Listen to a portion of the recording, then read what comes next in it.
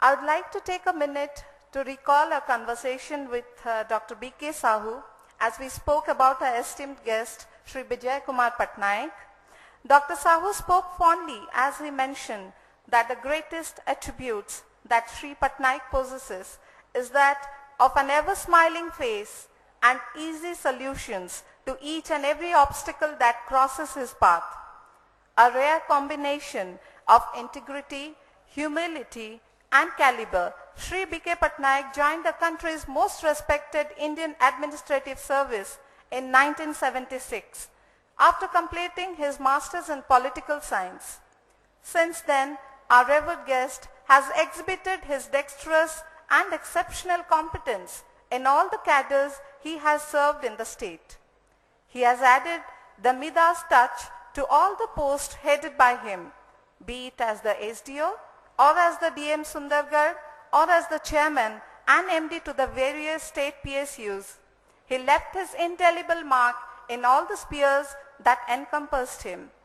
Shri Patnaik's irrefutable expertise was evident when he served as Commissioner cum Secretary to the Department of Agriculture, Cooperatives, Water Resources, Environment and General Administration before taking over as the Principal Secretary to CM in the year 2004.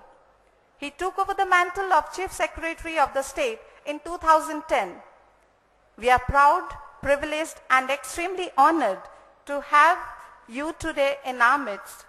Sir, on behalf of the entire school, I would like to take this opportunity to request our venerated guest to kindly grace the audience with words of wisdom. Good evening, my young friends. I must thank the British Council at the very outset for having chosen to have this first ever summit in Bhubaneswar.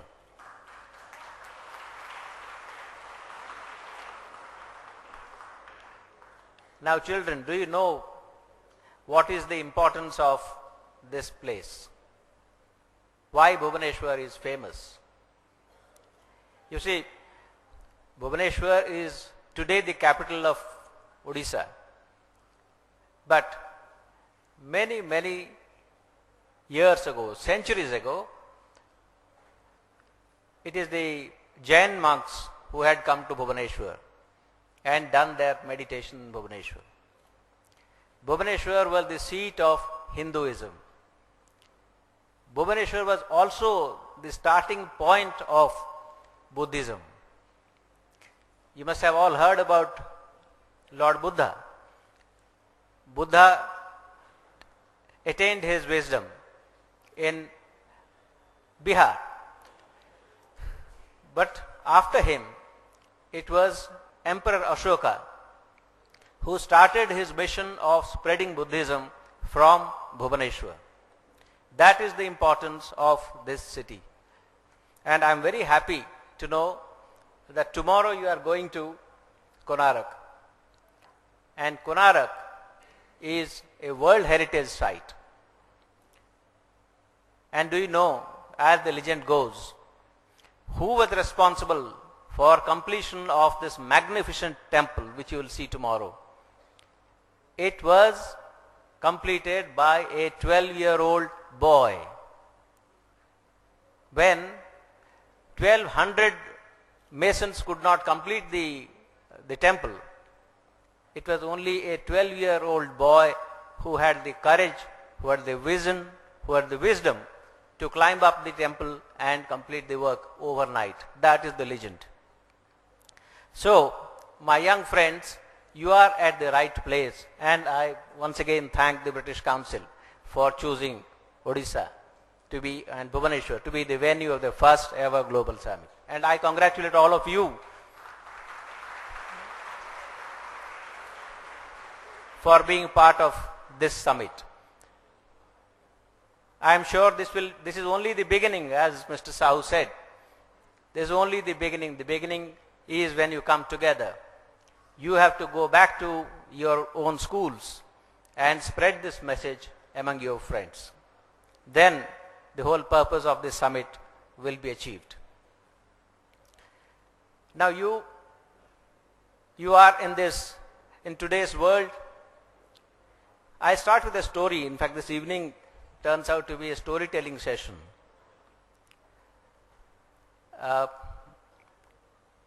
Many years ago, in my friend's house, there was a servant boy who was very, very sharp, very, very competent. He was a good cook. He could fix electrical appliances.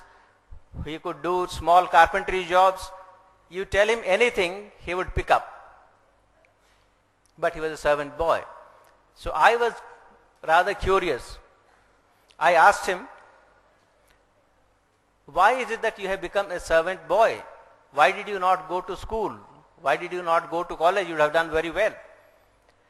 Do you know what his reply was? He was a sharp boy after all. He told me, now look here, if I would have gone to a school, probably I would not have got even this job of being a servant.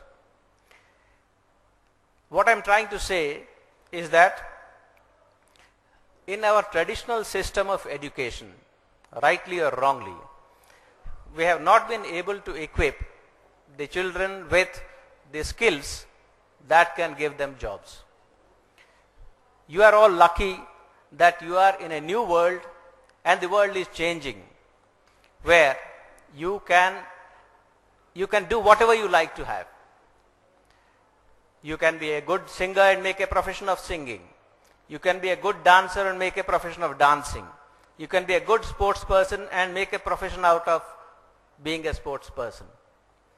Or you can be a doctor, you can be an engineer, the conventional professions, or you can be a glorified clerk like me. Or you can be just anything. So the world is changing, and you as the future citizens must make this happen in your own capacities. You see, after all, a global citizen is not one who is always hooked to the internet or to the Facebook. That's only a medium. A global citizen is one who in his mind is a global citizen. It's all there in the mind.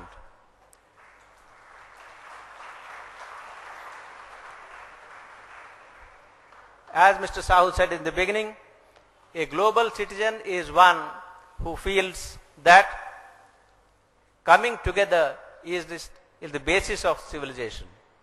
Because if you are, howsoever brilliant you are, if you think that you know everything and nobody else knows anything, then you are alone. But once you think that everybody has some value or the other, everybody has some worth or the other, and we are all here to work together, then you are not one, you are many, you are among the millions. So you have the strength of the entire group with you. And a good citizen is one who thinks of the others, who takes everybody along with him and sees to it that while he progresses, everybody else also progresses. So please keep this in mind. I can tell you hundreds of stories where people try to cut the throat of others, their own friends, for getting to the top, for winning the competition. That is not the hallmark of a global citizen. If you try doing that, you will end up doing harm to yourself. So, my children, please remember that if you are looking at the globe as one particular family, then you have to look upon each and every individual as the child of God. And we have to go together and climb together. With these words, I wish all of you the very best of success. I am sure in the years to come, you will be leaders in their own field. Don't think that you have to only become a doctor or an engineer to be a leader. Wherever you are, you should be a leader and carry the team with you. That's the message I have for you today. Wish you all the best. Thank you.